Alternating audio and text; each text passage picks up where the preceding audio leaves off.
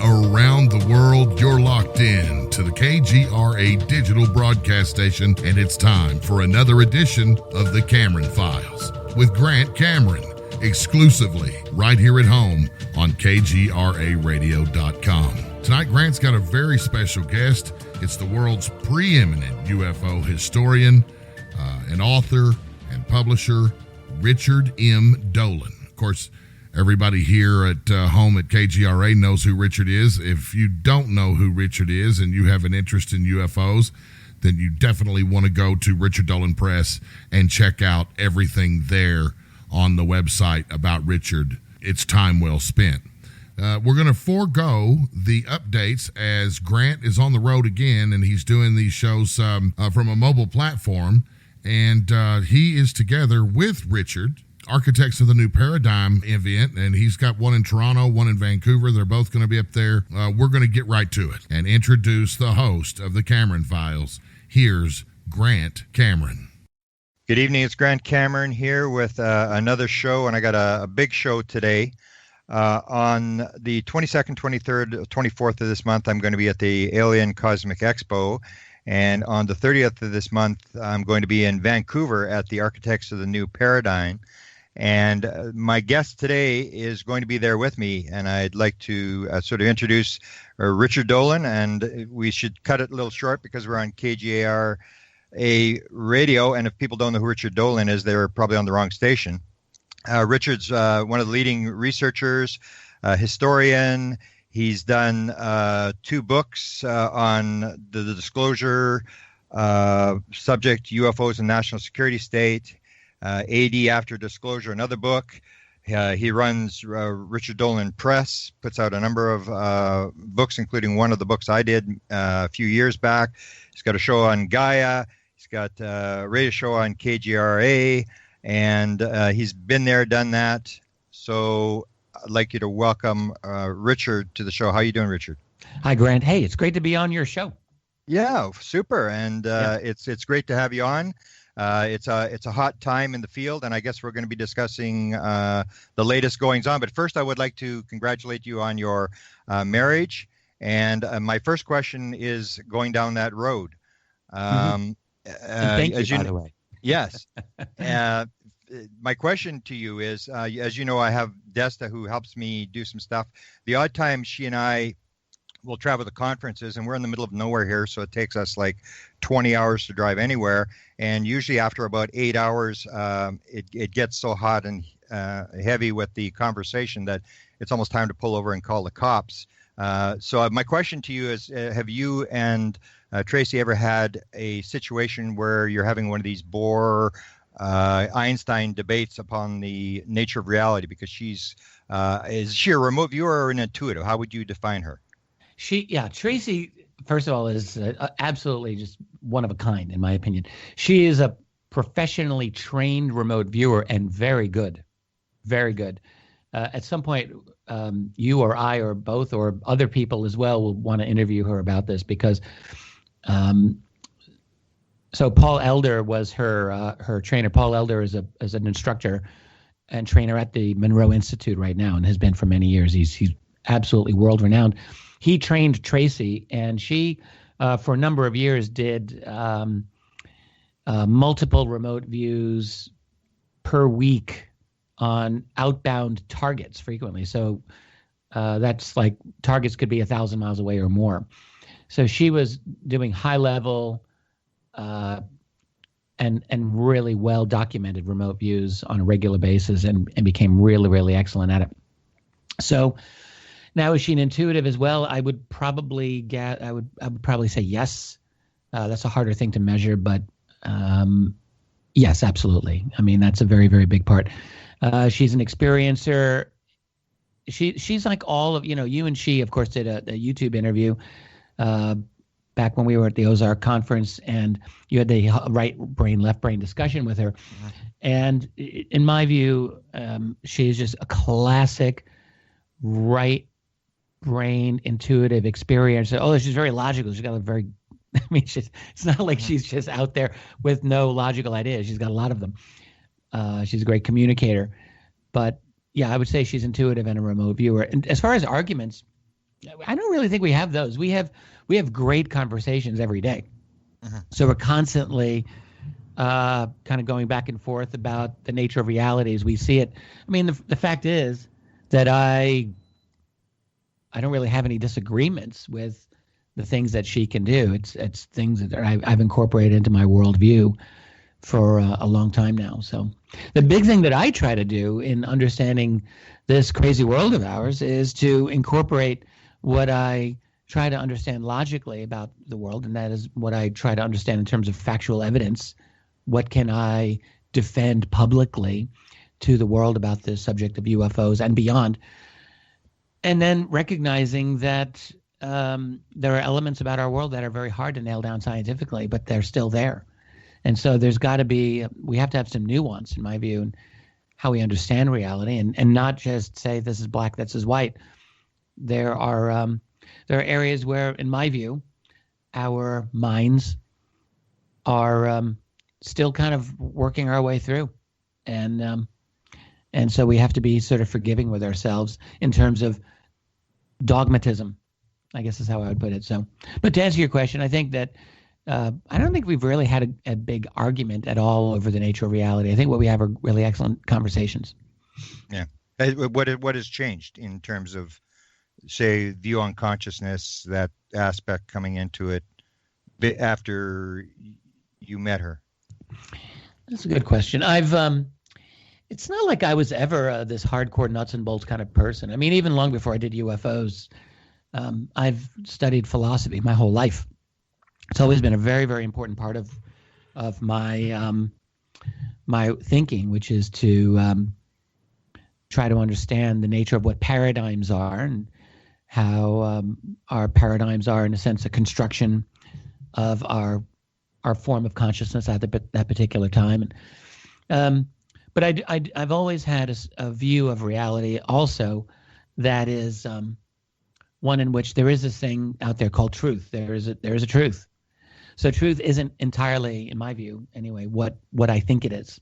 It's not an entirely subjective thing. I mean, otherwise I don't think people would have arguments over what happened on 9/11, for example, because implicit in such types of debates is that there's an objective reality. It's there. And we believe that there's an objective reality because otherwise we wouldn't be arguing over what it is. So I've always believed that there's a reality that's independent of whatever it is I think about it. And so that's part of it. But on the other hand, I guess what I would say is that over the years, and in particular, being with Tracy, I recognize that it's very difficult to quantify someone's subjective experience, but it doesn't invalidate it. Subjective experiences happen all the time to us. And I guess what I would say is I've become more careful, in my view, as how I will treat subjective forms of evidence. But I'm still at a point where I don't simply accept what someone says, completely simply because they say it happened. I'm sorry, I just can't go there. There are too many people who just have lost credibility, in my opinion, over the years, and I just can't. I mean, there's people in this world, Grant, that if I were standing in a hot burning desert with them and they were to say, "Oh, it's a sunny day out," I'd be looking for rain clouds. So I don't just believe everyone. Yeah. But I do recognize that people have experiences that are hard to quantify, but they still happen. And so that's a really important part of us trying to understand this UFO phenomenon. And I know you feel very strongly about that. Mm-hmm. Yeah, this comes down to belief versus knowing. How much, you mentioned 9/11. So say 9/11, the UFO mystery, how much is going to end up becoming knowledge as compared to the various beliefs? Because, you can bring up any subject and it's basically like, whatever church and whatever Kool-Aid someone's drinking, it's a different view. It's almost like consciousness itself, that we can't really nail anything really down in terms of, especially like paranormal fields. Yeah, I agree. I sometimes occasionally will follow the arguments of, sometimes they're called the brain wars, by these neurologists, and they'll talk about consciousness. And what you find in that field is that all those guys, most of them anyway, are such hardcore materialists.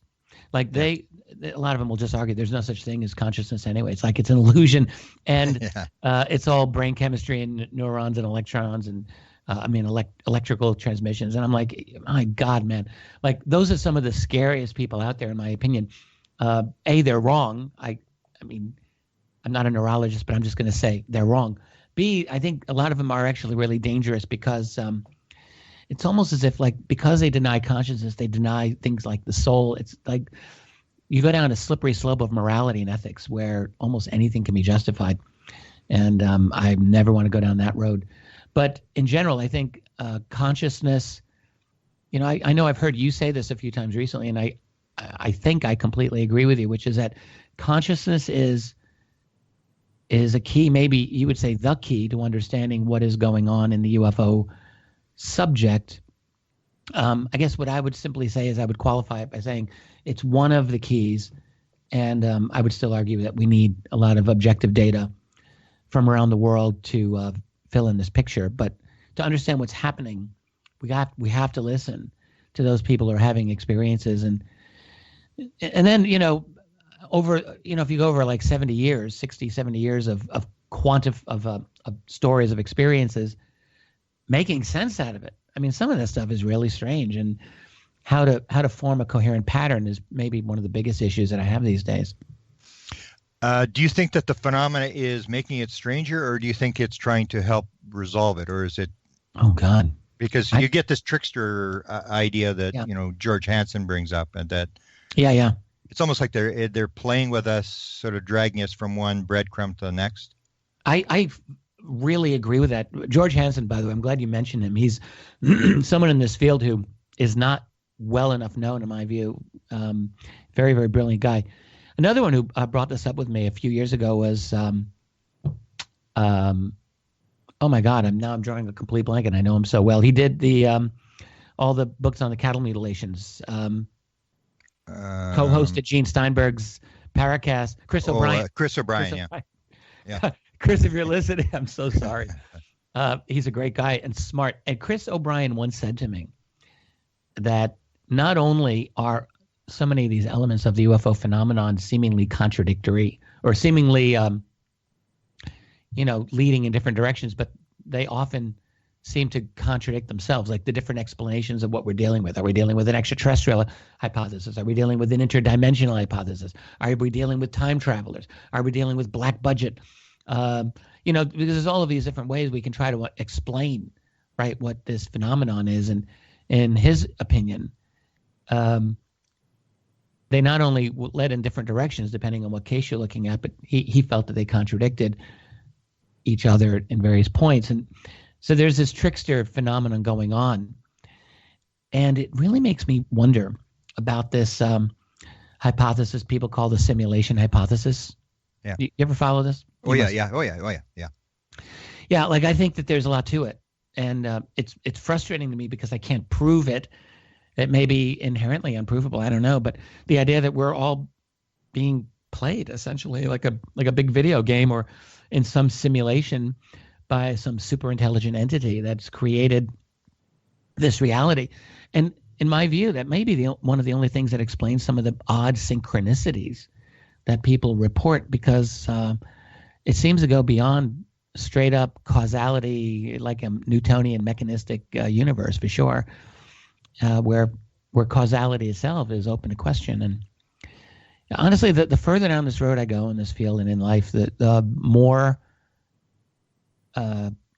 difficult it is for me to just nail down like what I think reality is. I think it's a very, very complex thing. And this phenomenon that you and I and so many other people study is a gateway into understanding some of those complexities. But I have a long way to go before I really figure out what I think. You've been at this for a couple of decades, I guess now. Yep. Have you run up against this bizarre nature of the phenomena, like whether it's a sighting, synchronicity, or have you been sort of dragged into this, or are you able to sort of sit on the sidelines and watch? I was dragged in absolutely dragged in. So when I I started researching this in the early 90s, 93 and 94 were the years that I really started. And at that time, it's so funny, I think back, I was still in the academic world, and my whole world, and this, you've done this too, was just documents, history, historical documents, and nailing down concrete facts. That's all it was. Yeah. And I stumbled onto the UFO topic at that time, and for me, it was a really simple thing. It was purely intellectual. It was no experience like what you had years ago. I just wanted, on an intellectual basis, to know, is this a thing? Is this a real thing, as people have claimed, or is it absent from our history, as academics seem to treat it? What's the story? I didn't like having a big question mark hanging over my head on something that I thought was, something that people talked about all the time. There was always this talk of a UFO cover-up, even in the early 90s. And I thought, I'm just going to resolve this, because here I am studying the world of 1950, late 1940s. And I thought I would take a few months out of my life, honestly. I thought that's all it would take for me to resolve. And that turned into 25 years. And through that, so I started out as ultra nuts and bolts in my form of research. My first book, UFOs and the National Security State, came out in 2000 originally. And it was, I'm still very proud of that book. It was a careful as I can make it, a historical narrative. And I used to say back in those days, all the time, I said, I don't even care. I don't care what other people think. I don't even care what I think. All I care about is what the data can show me about this phenomenon. And I said that all the time.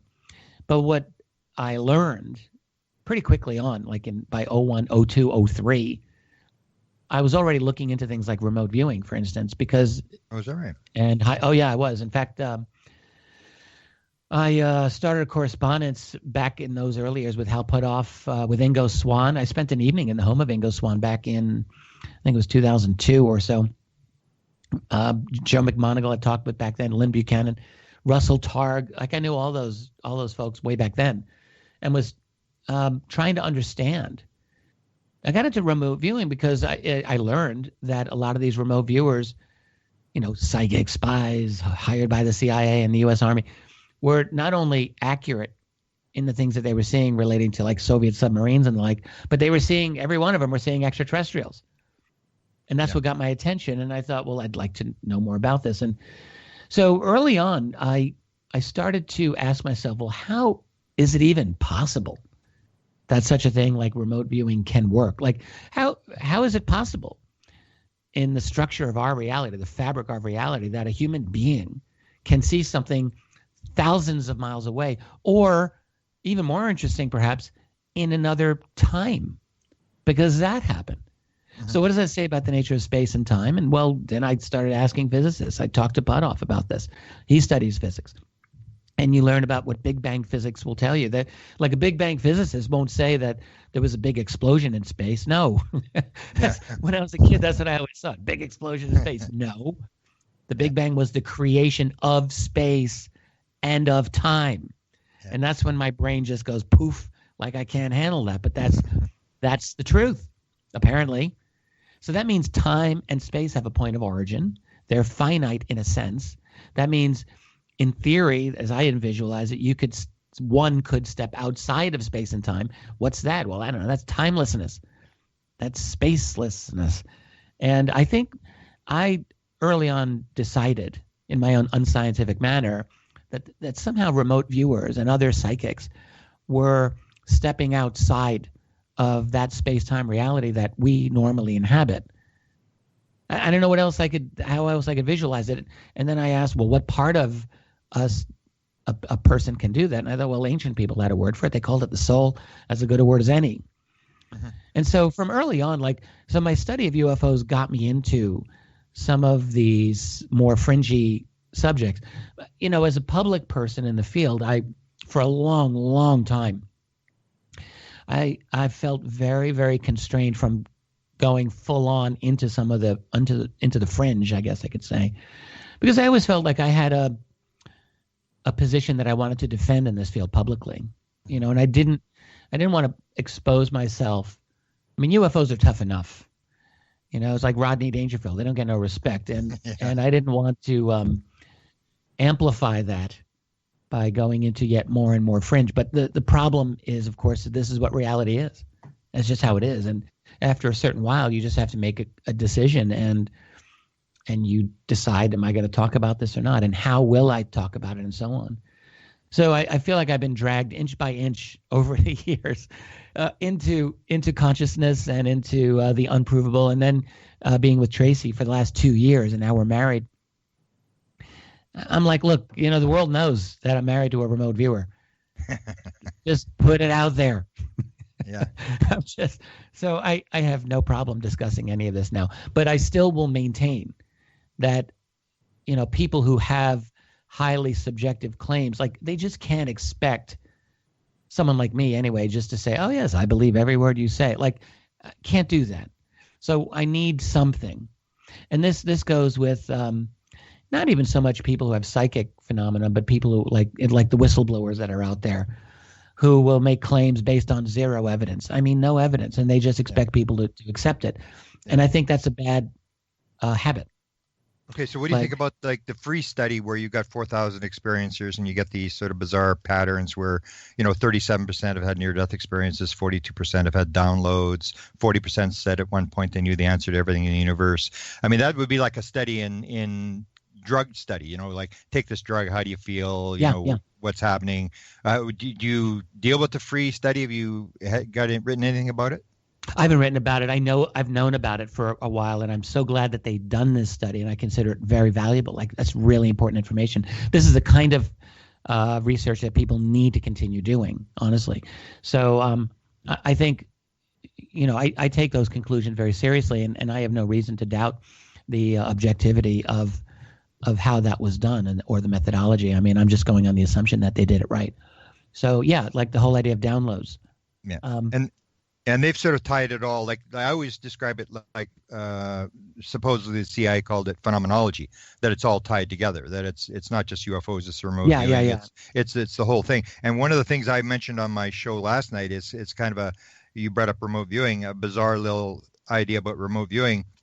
If you read Jim Schnabel's book about remote viewing, he describes this case with the DIA where they have in 1988, they're doing the remote viewing thing is in trouble. They want to can the program, and they go to the Senate Intelligence Committee, and they bring in 2 remote viewers, and they're supposed to sort of prove that this stuff is for real. They give them a target. I think it was Saddam's chemical factory or something to give them a target, and they nail this target. But the people that were in the room is, number one was Cohen, William Cohen, who, as you remember, Steve Greer tells a story that he tried to recover Cooper's video from the 1950s where it lands, this thing where he gave the material there. Yeah. And Chris Mellon worked for him in the Senate Intelligence Committee, and Chris Mellon also worked with him when he was the Secretary of Defense. So that's the one guy. There's 4 senators there, and that's the one. And the other 3 are Stevens, Glenn, and Inouye, the same guys that helped get the money for the UFO thing. So you see these tie-ins that these same senators who were working with Reed were back in the 1980s working on remote viewing and providing funding for that. They're kind of their own little senatorial invisible college. Yeah, it sort of shows like this is all like when Reed did the ATIP program, he was Senate Intelligence Committee. He was connected to the Senate Intelligence Committee. So you see these subjects are being brought up, whether it's remote viewing or whether it's UFOs, that whether you know it or not, I mean, Senate Intelligence Committee is bringing people in and reviewing this stuff. And that's kind of the highest level of, it's not the House, it's the Senate. It's the big boys. Yeah. I want to go back to your point about the downloads and the study, because I like the segue that you did, but I just want to make one final point about that, which is that I think what you said, 42% of the experiencers had downloads of one sort or another. So that's an interesting fact, but of course that's a different thing from saying that all downloads are true. Like, we still have to come down to the question, at least I do, of how to characterize someone's downloaded or their alleged downloaded information, and what do I make of it? Are they all, a more interesting question, and I don't know if the free study does this, is to compare the quality of those specific downloads or categorize them. Do they fall into certain categories? Do they give contradictory information? Like, for example, if you looked at the history of channeling in the last 50, 60 years, like UFO channeling, I mean, they're not consistent. I mean, they tell totally different kinds of realities. The whole history of Ashtar Command. I did a little bit of a study of that, and through the 50s and 60s and 70s, I mean, they just evolved into totally different types of messages, and it just seems a little unrealistic for me to think that those are all legitimate channeled information. But if they weren't legitimate information, then the question is, what were they? And the answer is, I don't know. Is it something that just comes out of someone's subconscious and they think it's true? They go into another altered state? Maybe. Yeah. I think, well, like, at least you've got the data where you can review it, because I know they had the two at the quantum physics papers. One was a doctor out of New York City, and one was just some ordinary guy, a Latino guy in Florida, and they'd both come up with this paper. And they had been given to Edgar Mitchell and to Rudy Shield to say, okay, does this stuff make sense? I mean, and basically the only thing I was able to determine, because they were sort of off the record type stuff, but was, well, it's not crazy stuff. I mean, it's sort of in the ballpark. They can't really tell, is this the real deal? And that's what I say about this material is, the thing is to study it. Like, people are sort of ignoring it and saying it's anecdotal. It really doesn't mean anything. And I don't care if you give them lie detector tests or whatever you do, but at least talk to these people. If you've got that many people who are doing this, it's prime material that you can grab, and perhaps they actually have, because I wrote this book called Inspired, where I looked at Nobel Prizes. So you look at even the idea of the scientific method came in a dream. The idea of the periodic table came in a dream. Einstein's theory of relativity, when he got the toboggan vision, he said, I knew I had to understand that dream. In fact, you could say, and I would say, that my entire career was based on a meditation upon that dream. Yeah. So you start seeing this kind of stuff, that the potential is so dramatic to sort of get some material. And I guess the problem with free is you just don't have you got 4,000 experiencers. You just don't have the people to go through that material. Because I asked them about the one with the, I don't know if you followed, I do the one with the people flying the craft.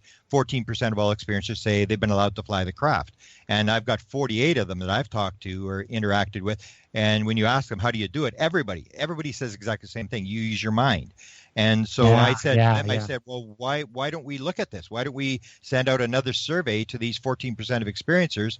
And Ray said, well, the people have all these experiences on the craft. And I said, well, yeah, sure. But when they start flying the craft, and you can actually nail this down, and they're saying it's consciousness driven, don't you think we should look at this? But they really have the totally agree with you.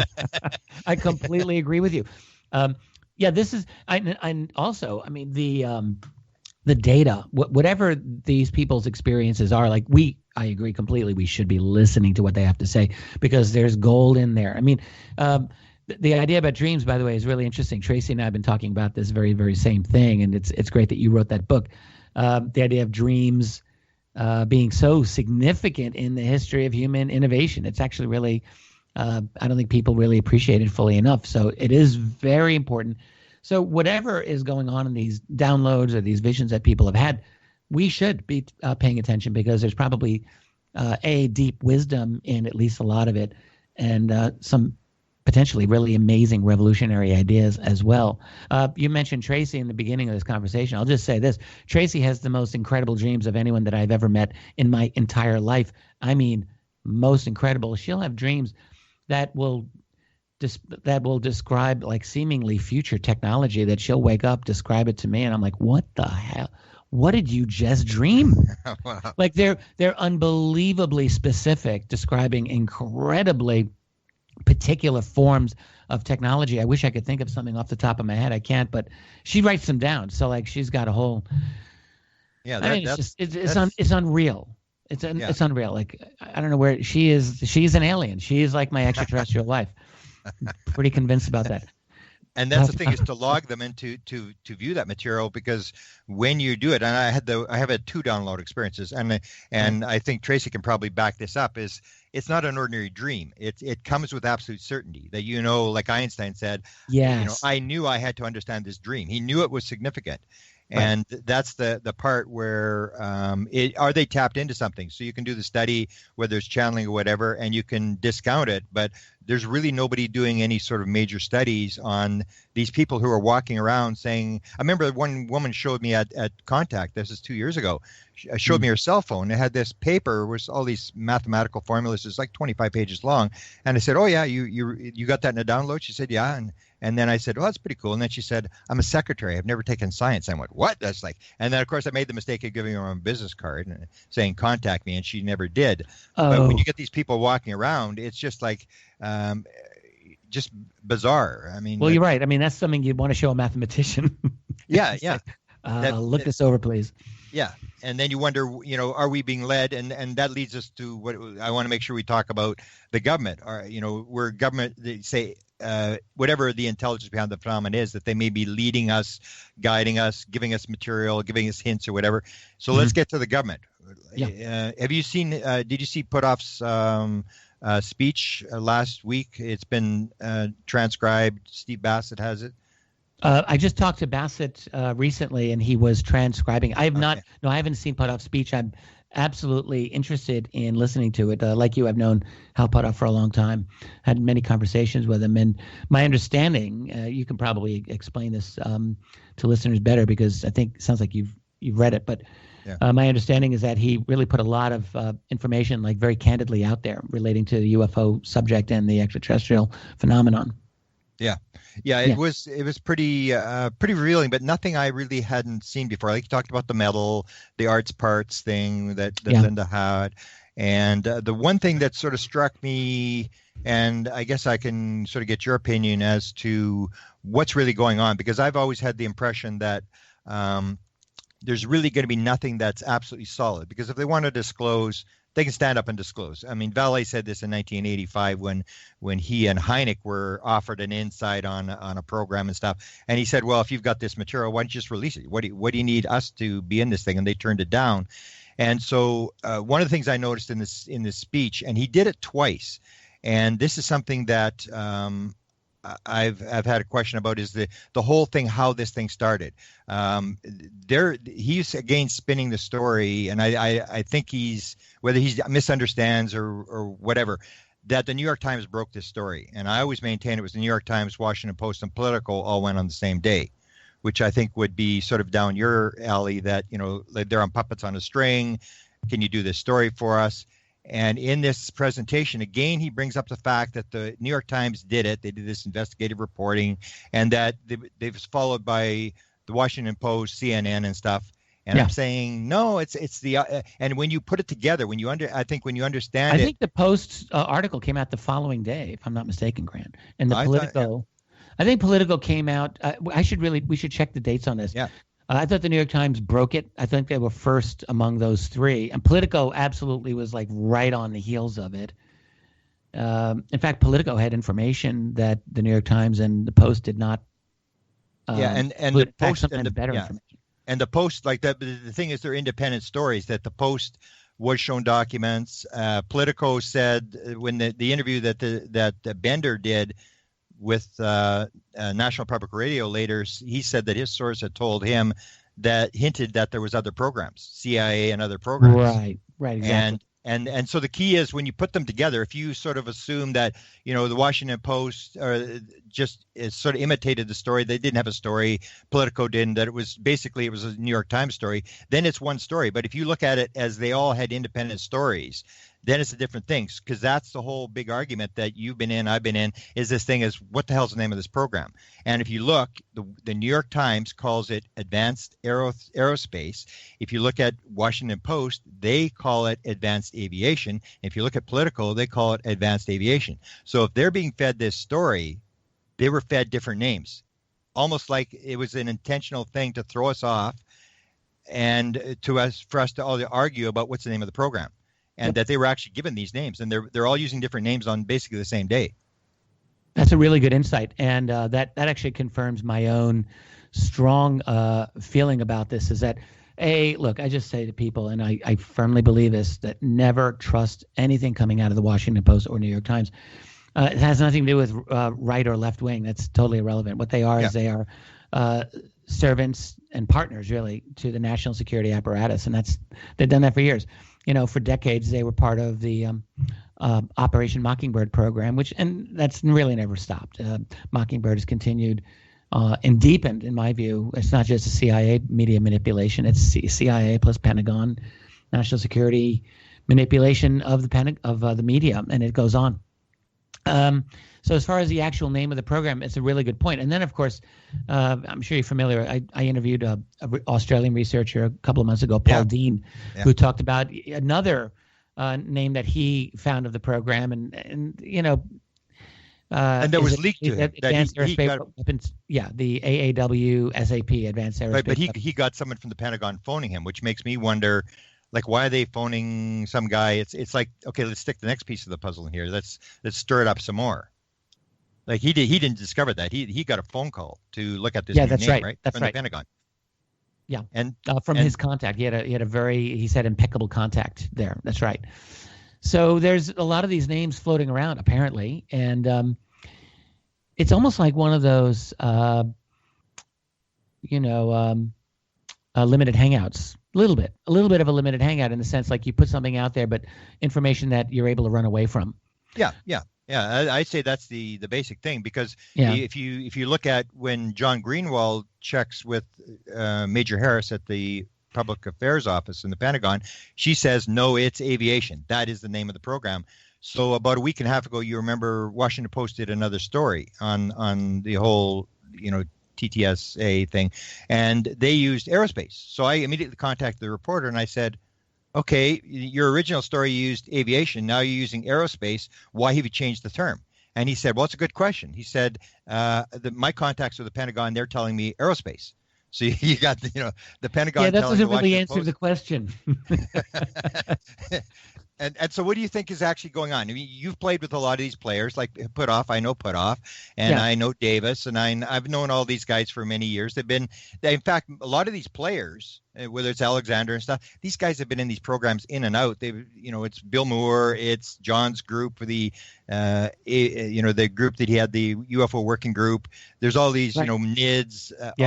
These guys just cycle through. So what's your interpretation of why these guys are involved? What's actually going on? Well, I can speak, having spoken with Hal Putoff for a number of years, my assessment of him really hasn't changed. It's that he's sincere. I believe he has integrity. I actually firmly believe this. I believe he's someone who is doing his best to, let's say, work his way through the system, work his way through the labyrinth. I'm not convinced that he's reached the center of the maze. I think that he strikes me as someone who knows a lot and has a lot that's confirmed to him for sure.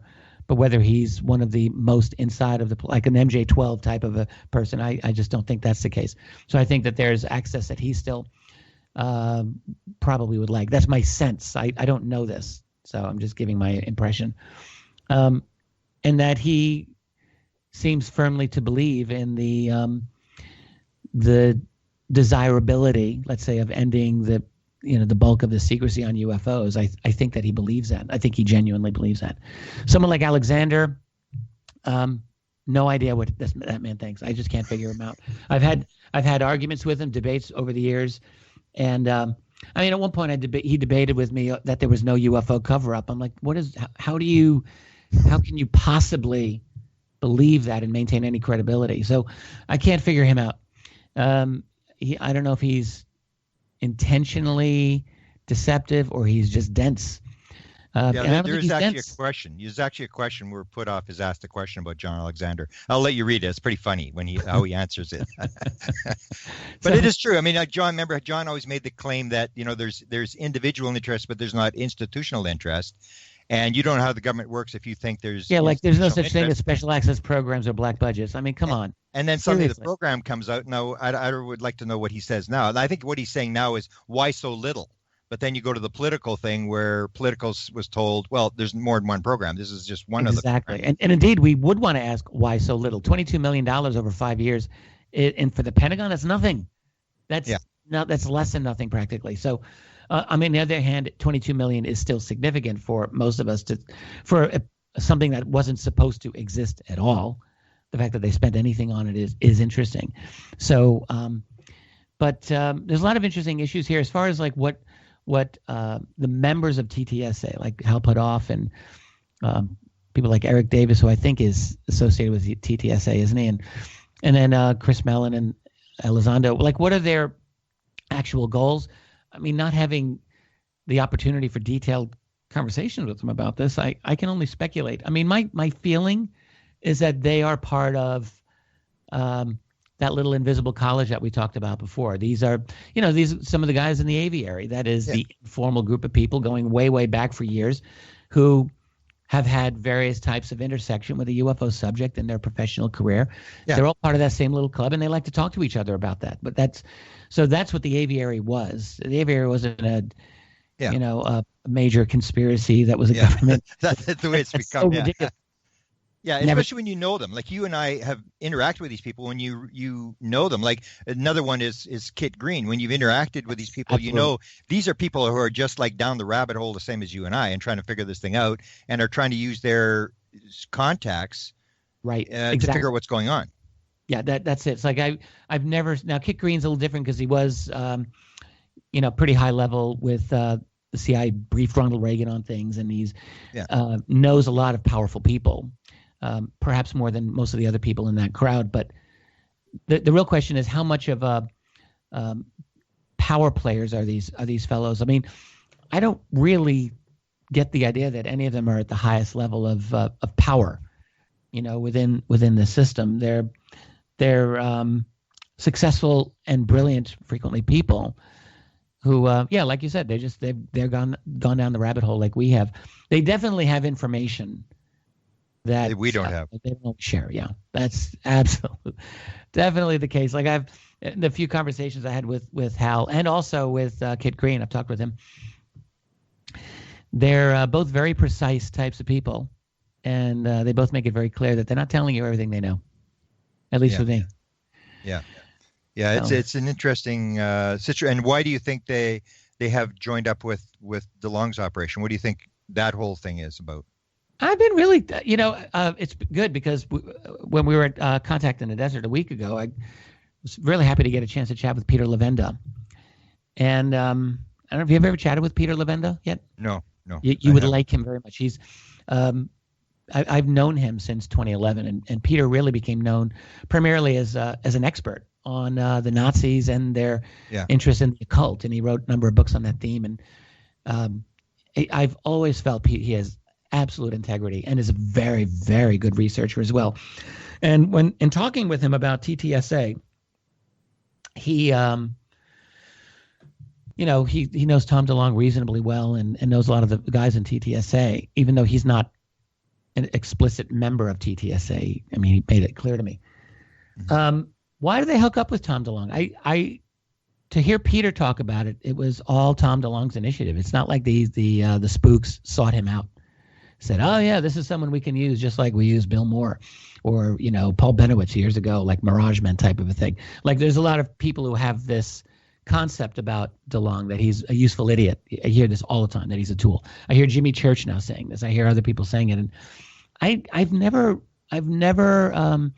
come to this specific conclusion. I've always held provisional thoughts on this. I mean, is DeLonge being worked? Is he not being worked? I mean, one of the things that you can say is that because he cultivated these military people, he certainly was not like Stephen Greer would say, they're evil, they're doing the cover up. They're like DeLonge really has an opposite sort of approach to it, and he really is very sympathetic to the military. So I think that's jarring, to a lot of people who are following this from the outside. Like, why are you sucking up to the military? I think is a big question that people have. But Levenda pointed out to me that, look, DeLonge's motivation was he wanted to get information out of them. He wanted them to work with him. And you're not really going to get them to work with you by calling them out on unethical cover-ups and the like. So I get that. If I'm to take Peter Levenda's insight, because I think he has a better perspective than I do on this, his very strong take on it is that DeLonge did the footwork. It's his show. He's promoting this. He's pushing this, and he gained the confidence of a lot of these people, and they just said, this just might work. So that's Levenda. Barring any other kind of document release or inside information, I don't really know how else to interpret it. There's claims that they sought him out at some barbecue, from what I've Yeah, heard, and that's my interpretation. Yeah. and let me ask maybe you- that's so. Maybe that's so. But I would want to see the evidence for that. Like I don't know if that's the full story or if there's something else that's behind that.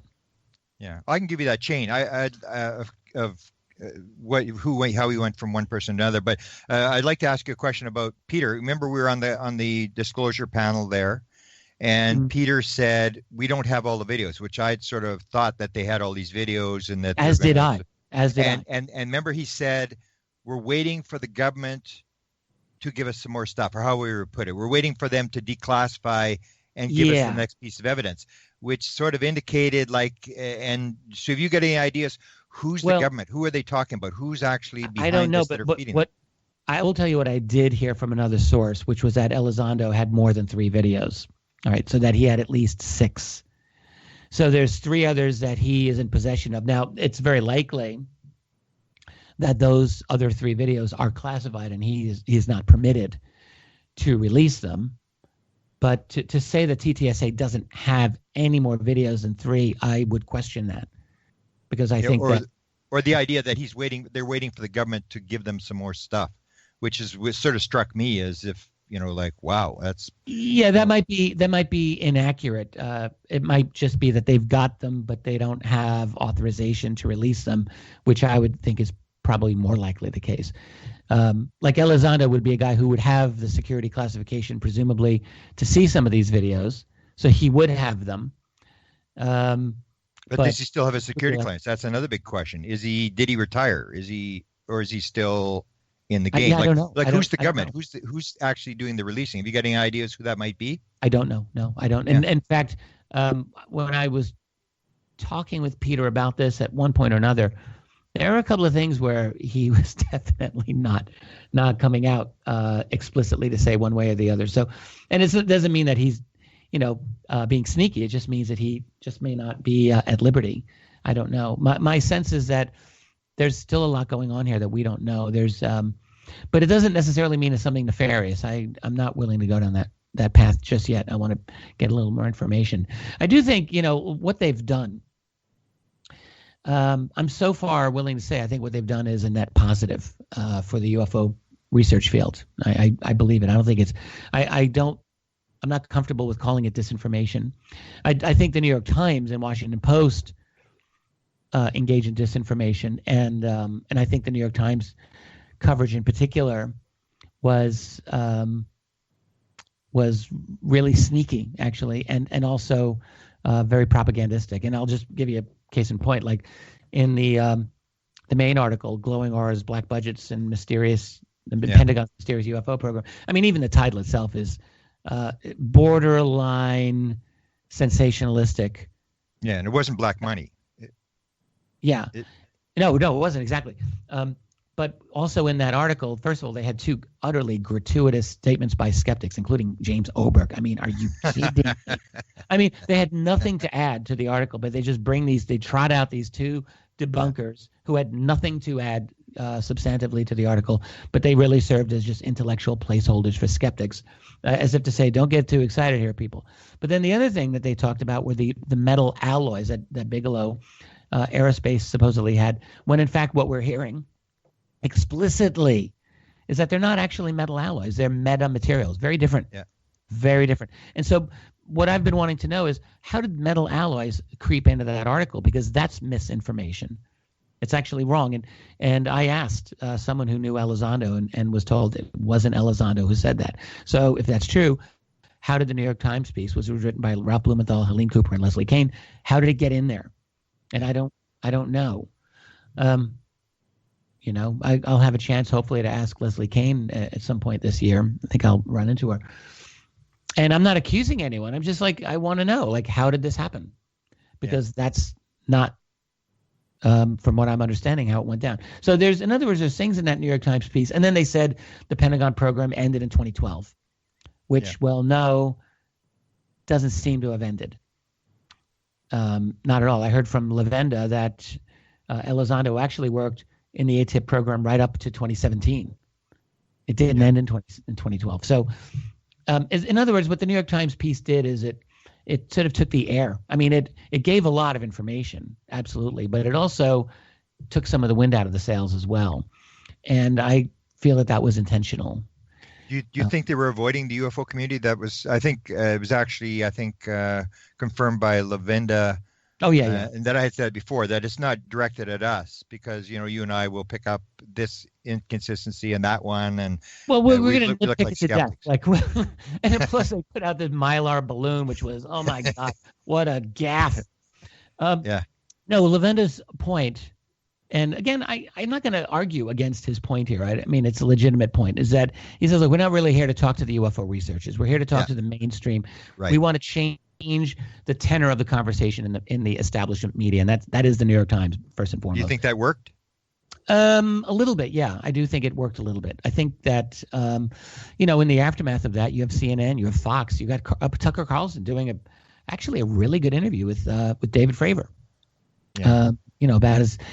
There's so much that the mainstream has not followed up on, and this is why I think the establishment media. I mean, why do we even listen to these guys? They're dinosaurs.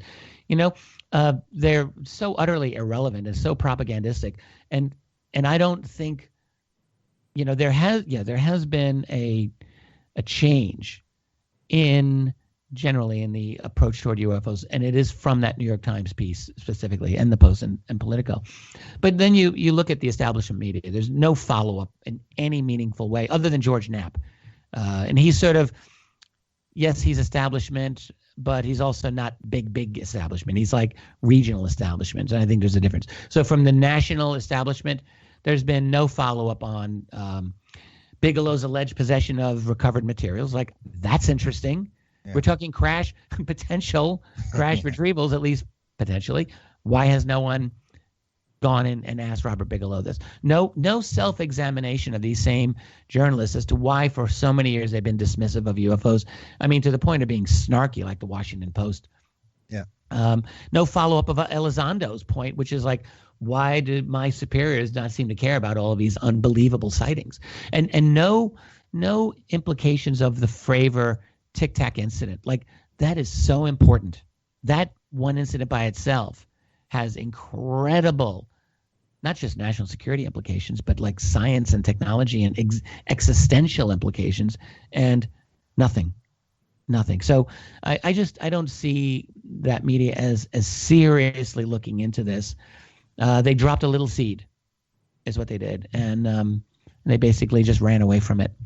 And they're waiting maybe for the next little seed to drop. If they wanted a disclosure moment, they could have used the Tic Tac incident, in my view, to provide a serious disclosure moment. And clearly it's not happening. Yeah. I always saw it as like they're going after the swing voters. They're really not, trying to convince the people who are already voting. Do you think it's constitutional? Do you think what they're doing is legal and constitutional? I think the idea of a black budget is inherently unconstitutional. So, but I'm saying the TTSA, like they put off in these guys, would they get in it? Is there rules and regulations as to what's going on here? Well, I don't know that TTSA has done anything that's in violation of the law. I mean, I'm not aware of anything that they've done that would be unconstitutional. But in terms of dropping the information, like say if the government is giving them documents, that's my question is always, how are they getting the videos out into the public? Because there's millions of videos that have, since 1947. Yeah. How are they doing this? How do you get around the Constitution and the law in doing what they're doing in dropping this material into a private, whether it's Bigelow or Tom DeLonge's operation? How are they doing this legally and constitutionally? Well, I mean, officially speaking, it's the Pentagon that's doing the declassification of these videos. So, they use contractors all the time to get their projects done. I mean, Pentagon's used Lockheed and Boeing and Raytheon and General Dynamics and others for years and years and years that have had, workers with as high or higher security clearances than Pentagon employees themselves. So, I mean, that's nothing new. I mean, the question is using contractors at all constitutional? And I guess that's for lawyers to work out. But I think for me, the issue is it constitutional to have unauthorized spending on a phenomenon that is in the public interest and that people need to know about? And I don't know about the ATIP program itself being unconstitutional, but I am convinced that the ATIP program is the tip of the iceberg. I think there's way, way more. No one's going to convince me at this point that $22 million over 5 years is the sum total of what they've spent on examining the most important scientific and military phenomenon that we're dealing with these days, and that is UFOs. There's just no way in hell they're spending only $22 million for 5 years. Yeah, and that comes to back to this this program with the remote viewing. The other guy that was in the room was Dick D'Amato, and you remember the testimony that was given at Citizens Hearing by Jesse Marcel Jr. that he tapped on the Majestic book and said, "This isn't fiction." He tells Jesse Marcel, "Oh, there's a deep," and he was in this remote viewing thing as well. He was doing the working for the Senate Appropriations Committee, because they were doing budgeting stuff for the remote viewing. So he was in the room. So he brings this up as well, this idea. And there's one researcher who's actually now talking, and I mean, he's still talking about this. He just discussed it, at how this operation works, of how you've got this sort of public thing where it's not responsible to the government with the money and that kind of stuff. Well, yeah, and Dick D'Amato is powerful for years and years, highest level Defense Department. I mean, look, the rule of law, I think, has been thrown out the window in so many ways by the U.S. government for years and years and years. And the UFO phenomenon, in my view, has been one of the core reasons for that. It's not the only reason, but it's one of the key reasons that the United States government in itself, in a way, has gone rogue since the 1940s. That is, if you've got a phenomenon that is so important, so powerful, so valuable as UFOs. I mean, if any kind of crash retrievals from the 40s and onward would be of unbelievable value. So they want to explore that. They want to study that. And I can understand that. But what it does is it forces the whole system to go black and to go underground, as it were. You can't tell Congress about it. And so that you've got to get money to pay for it. And you can't tell Congress about it. So by its very nature, it creates a black budget culture that by its very nature undermines the rule of law in the United States, and by extension, other nations too that get wrapped up with it. I mean, you're in Canada.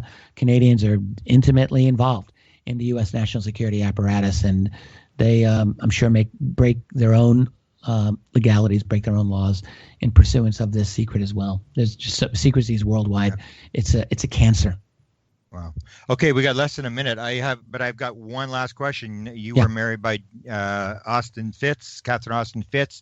Did you talk to her about this encounter she had with John Peterson, the aliens among us? Did you discuss that sort of stuff? Not on this occasion. I talked with Catherine about that on other occasions, and she absolutely stands by it. Late 1990s. She was in her own enemy of the state phase, just like Denzel Washington in the movie. Yeah.